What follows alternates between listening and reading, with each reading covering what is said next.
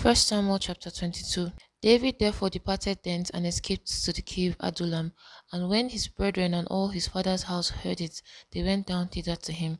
And everyone that was in distress, and everyone that was in debt, and everyone that was discontented, gathered themselves unto him, and he became a captain over them. And there were with him about 400 men. And David went thence to Mizpeh of Moab, and he said unto the king of Moab, Let my father and my mother, I pray thee, come forth and be with you, till I know what God will do for me. And he brought them before the king of Moab, and they dwelt with him all the while that David was in the hood. And the prophet Gad said unto David, Abide not in the hood, depart and get thee into the land of Judah. Then David departed and came into the forest of Hareth. When Saul heard that David was discovered, and the men that were with him, now Saul abode in Gibeah under a tree in Ramah, having his spear in his hand, and all his servants were standing about him.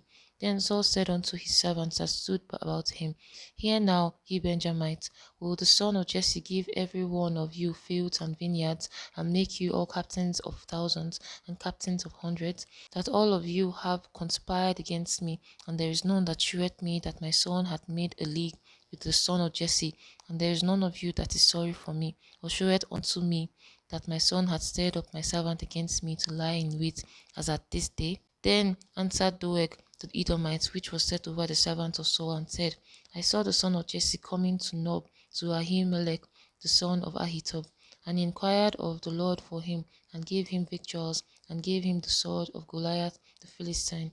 Then the king sent to call Ahimelech the priest, the son of Ahitub, and all the father's house, and the priests that were in Nob, and they came all of them to the king. And Saul said, Hear now, thou son of Ahitub. And he answered, Here I am, my lord. And Saul said unto him, Why have ye conspired against me, thou and the son of Jesse, in that thou hast given him bread and a sword, and hast inquired of God for him, that he should rise against me to lie in wait, as at this day? And Ahimelech answered the king and said, And who is so faithful among all thy servants as David? Who is the king's son-in-law, and goeth at thy bidding, and is honorable in thine house? Did I then begin to inquire of God for him? Be it far from me. Let not the king impute anything unto his servants, nor to all the house of my father. For thy servant knew nothing of all this, less or more. And the king said, Thou shalt surely die, Ahimelech, thou and all thy father's house. And the king said unto the footmen that stood about him, Turn and slay the priest of the Lord, because their hand also is with David, and because they knew when he fled, and did not show it to me. But the servants of the king would not put forth their hand to fall upon the priests of the Lord.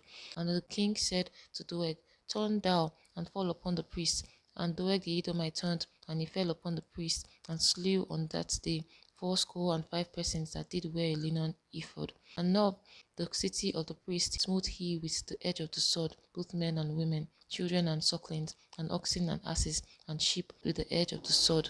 And one of the sons of Ahimelech, the son of Ahitub, named Abiathar, escaped and fled after David. And Abiathar showed David that Saul had slain the Lord's priest. And David said unto Abiathar, I knew it that day, when Doeg the Edomite was there, that he would surely tell Saul, I have occasioned the death of all the persons of thy father's house. Abide thou with me, fear not, for he that seeketh my life seeketh thy life, but with me thou shalt be in safeguard.